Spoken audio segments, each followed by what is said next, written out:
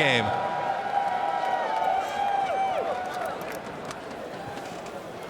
Thank you, Doa. I mean, that game, that was an exciting game. We've seen some stomps, we've seen some surprising games, but this was a game that kept us on the edge of our seats for the entirety of it. I do love the fight that Fnatic put up. I love their aggression. These guys did not want to go down. I think that Fnatic exactly got what they wanted in this game. They got ahead in kills. Steebek, sadly, again, behind in the CS. I think he has a average CS differential by minus 25 CS by 20 minutes.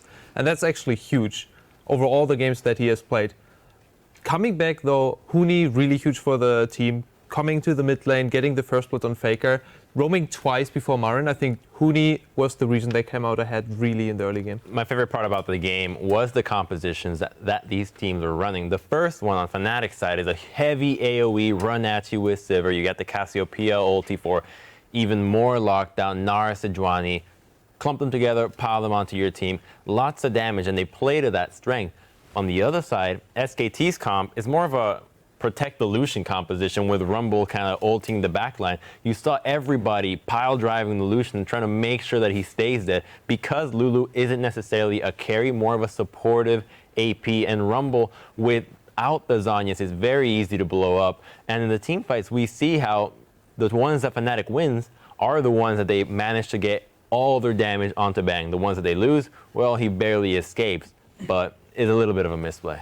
Yeah, and the composition that SKT was running is actually a really, really amazing composition in my opinion, because Rumble's going to provide a ton of magic damage, cover that option, Lulu as well. But then Help Picks actually interacts with Lightslinger, proccing the Help Picks twice. And what it does is it's 15% of your AP if all of them hit. So off of that, that's 30% of his AP, when plus 100 base damage per shot. So Lucian's doing 320 extra magic damage every time he gets a Lightslinger passive off. And that's why he's running through the team, and he gets a Blade of the Ruined King eventually to deal with the tanks, because he's not a tank shredder naturally. Right, on top of that, you have the Alistar, button people away from him. You have Nunu, you have Lulu to give him the ultimate, speed him up, shield him. I mean, it is almost impossible to get to Bang in this composition. Yeah, I feel like we saw pretty much defend the Lucian against go on the Lucian as hard as you can. And that is a style that Fnatic is really used to play, and what we saw them going actually into the LCS split really heavily with Rengar, Lissandra, lock down the carries and instantly kill them. And I feel this is really a comfortable champion pool that they went for this game and executed it perfectly. I think Yellowstar, as I think Monty also said, really on point with the lockdown. I think Fnatic played most of the fights very well, but I do think that Bengi was lackluster in understanding his role within that composition. We saw him try to be a frontline and kind of distract Sivir on the side when she was very tanky. You know, he's going for a bit of a magic resist build. You can't stand in the front line versus a composition that has so much damage from Fnatic. You need to be really far back with the Lucian and use your snowball on the Gnar. The Gnar auto attacks hurt a lot. Use it on the Sejuani. Don't stand and try to zone the Sivir. That's why Sivir's not a hyper carry, because she's a short range mage AD. You don't need to zone her. She practically zones herself. I want to jump into our replay to continue talking about the interaction between these two teams. So we're going to pull that up, and Irene, you can continue. I feel like this is how he should play the Nunu, is just zone everybody away and kind of create two different fights. You're going to see Bengi here use the ultimate, keep Featherden out. He actually misses his ultimate there, and then Bang survives. Faker comes around the side, pours everything onto Bang, and now Bang gets to output so much damage into this fight right afterwards. And I think that Bengi, although he gets extremely low from it, I think that's the proper way to play the Nunu here.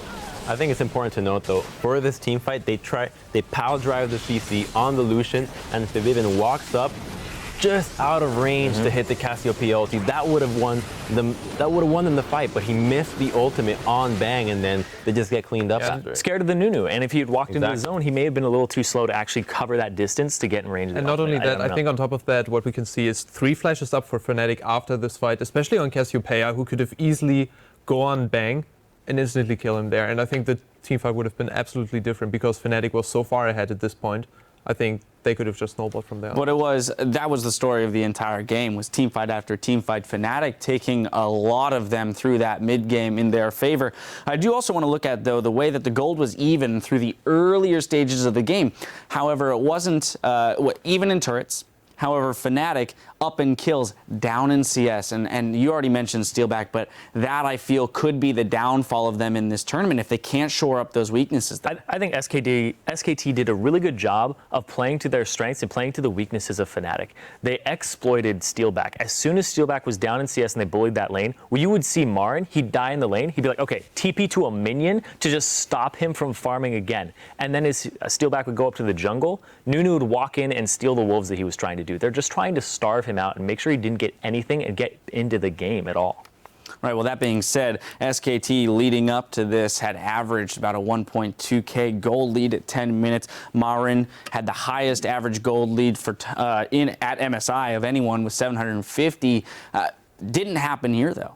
Yeah. And I think that is something that I want to look at in terms of what can teams learn from what Fnatic did to give themselves a better shot earlier on against SKT. Well, even against the Turkish team, SKT has been notorious for giving quite a few early kills, and Fnatic took advantage of that greatly. Good roams by them, and really sticking to the game plan, knowing where the weaknesses of SKT lie. And, you know, eventually you take so many team fights, and you're bound to lose a couple in such team fighting decided games. It's only one that needs to happen for you to win. I really see that whenever SKT is going into mid-game or early game control style, they have this point from where everything is controlled and they know how the lanes are.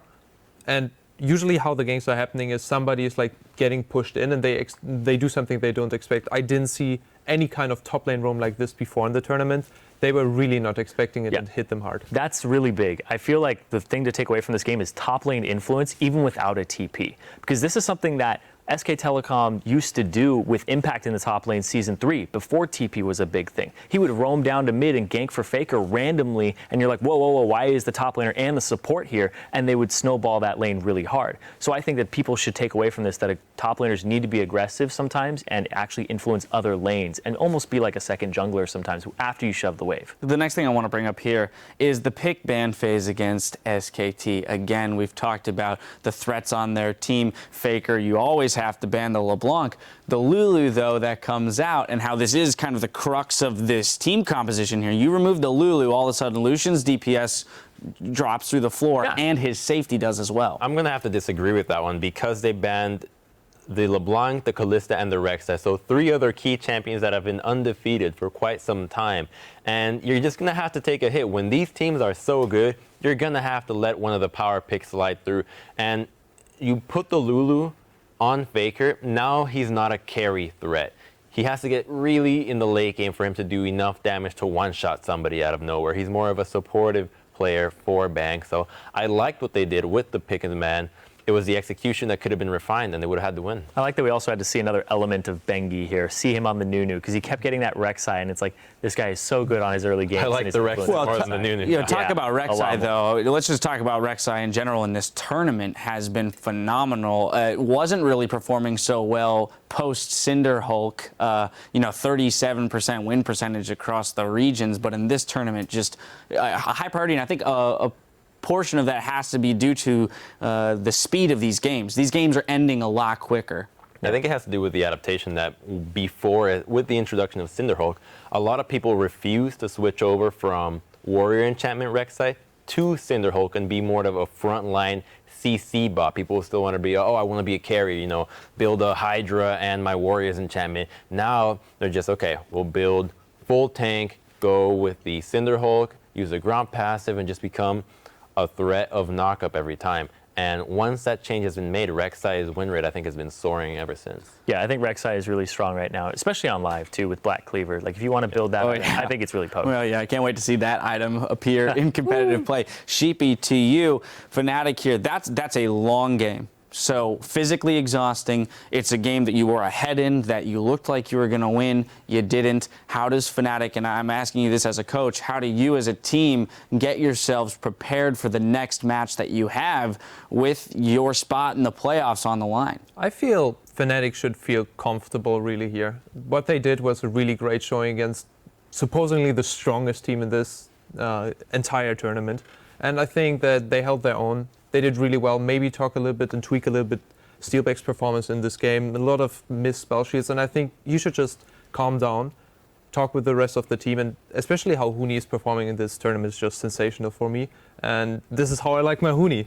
Like, he does really, really well, and the TP games were on point, I think. If they play the game like this, they shouldn't have a problem in the upcoming matches. You know, I have a feeling Spawn would like to be on the desk for this one, because we talk about EDG, or he talks about EDG being a better version of Fnatic. We now see what Fnatic playing, you know, at the top of their game can do against SKT. If EDG is that level of execution that you're talking about, Crumbs, we could be in for a pretty sweet game between those two teams when they meet up again. Yeah, especially looking at the weaknesses of SKT right now. Clearly weaker without the Rek'Sai, and I thought Marin was a little bit unflexible in willing to change his item build. Still going with the early death cap. You got to recognize you need to be a bigger frontline threat with the hourglass early. He didn't have it until like the last team fight in that game.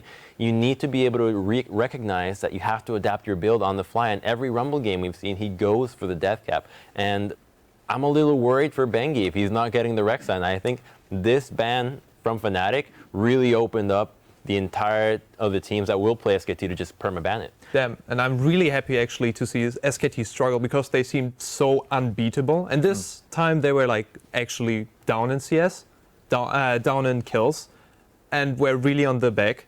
And I think that Fnatic could have actually won this game if they didn't get caught out at some points. And yeah, they did. They definitely had a good chance to win this game, especially with what they had drafted and the way they played the early game. And you touched on Marin. Marin, that was his worst early game that we've seen this entire tournament. This is the first time we've seen him actually have pressure on him, because Huni was affecting other lanes. Huni TP'd like a good 2 seconds before he did, which is not what you see from Marin all the time. Marin's usually the one with the pressure who's like, I'm going to force your TP first to answer me. But Huni was actually playing that game first. And that's really good to see, because this tournament, we talked a lot about top laners, talked a lot about mid laners. Top laners, I think, are actually one of the bigger things, because the skill disparity between mid lane is not becoming something where like, oh, that guy got solo killed in lane.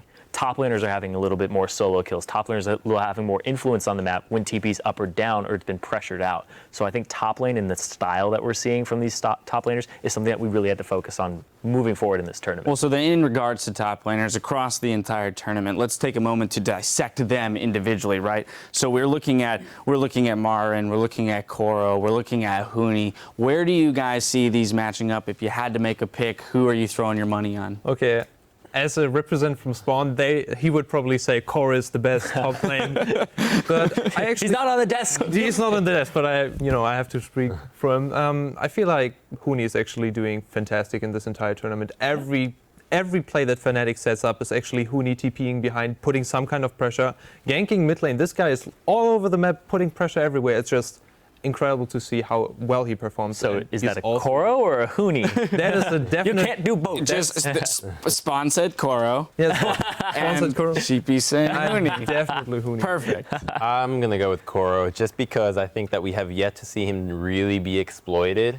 And, I mean, with the exception of the game that they had against SKT, where I think that the entirety of the team just was dismantled. I think that was literally just Def picking Tristana, in my opinion. Well, eventually they all collapsed. But I think that Koro has less visible weaknesses. Like, it happens in the LCK a lot. Marin gets put behind early. Like, he does die a lot and seems to be reckless in terms of his positioning during the laning phase. If he gets going, yeah, he's fine to carry. But if you put pressure on him at the right times, he does tend to give quite a bit of gold. So that's Huni.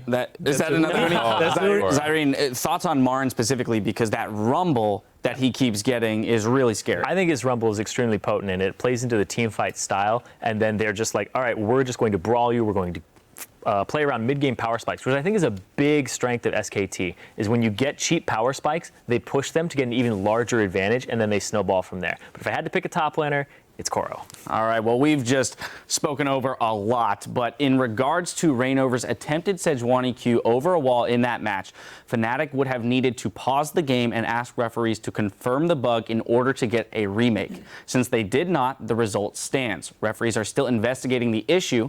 All teams are aware of the remake policy and how to respond in the case of a potential bug. Now, with 4 games on the books, let's take a look back at some of today's action so far. After EDG got the better of a few trades in Game 1 versus Fnatic, there was absolutely no stopping them. This was that clash of the same play style that we talked about at the beginning of the day. I think that EDG actually played this really, really convincing, baiting out Fnatic and always coming back at this point. And this is every time how we see Fnatic lose when they get this airtime. Don't really know if they should engage or not, and then they just get slapped around and beaten. This is the heartbreaking play too, where they don't go after Koro. He goes in the bush. Where'd he go? Oh, Yeah. now let's go after Pawn, who only has one spell rotation really left in his pool. Yeah, And then, ugh. This was one of those Rek'Sai Warrior games where he Yeah. attempted to make the carry with it, wasn't able Cinderhulk, to do so. Rek'Sai, Maybe pretty would have burned him to death. Don't need to see him to burn him to death, right? 0% win rate with Warrior. Exactly. Our next one, AHQ displayed their dominance earlier today, locking in their spot in tomorrow's semifinals against TSM. I like right here how Bjergsen waits for the fish to actually jump him up, because if he took the lantern first, he would have clumped up his entire Would have been even team for worse, it. Yeah. but it still didn't end well. But look at how far away Dyrus has to TP into this fight, just off on the right side. and he's like, where's the rest of my team? He's just going for a more There's stroll. a fight somewhere. He's a horse. He needs to run. Stretch They his were legs. already pretty far behind at this point. And they follow Lust Boy into the Dragon Pit. They pick up the Dragon on the back end of that. And of course, in Game 3, EDG also locked in their spot in tomorrow's playoffs, looking on top of their game finally. Yeah, I think that the only big mistake they did in this game was the overchase and double doge with 4 versus 1. That's always a And- mistake. Yeah, this is always a mistake. That's that combination at the bottom Yeah, lane just- right there. Just don't do that. But overall, they just played it really, really confident, and I think nobody's surprised that they came out ahead that This strong. fight just really He almost showcasing gets it. Almost. how strong the With a team blue is. card. Right here, just barely makes it out. Tribute to That Red kiting there. Oh, shots fired.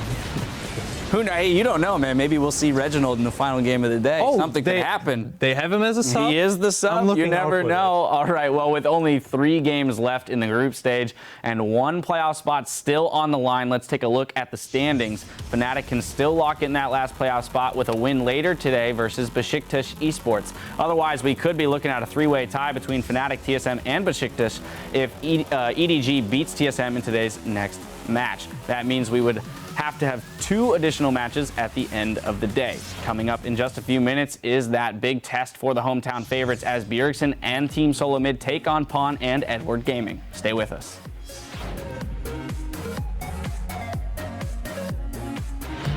Just focus on communicate, it'll be fine. Just playing something like Scream, actually, you know?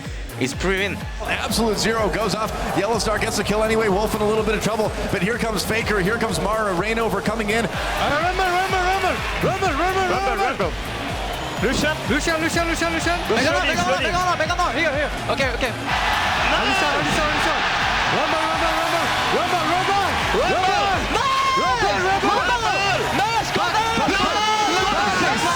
Push me. SK Telecom caught yet again. Wild Growth. It keeps bang alive though. Marin comes in with the kill onto Yellowstar, and Fnatic in a lot of trouble now. Getting in position for that old Faker. Spikes away. He's going!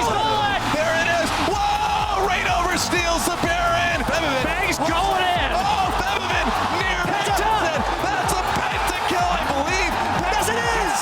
For Bang. SKT takes the game. They're 4-0. GG.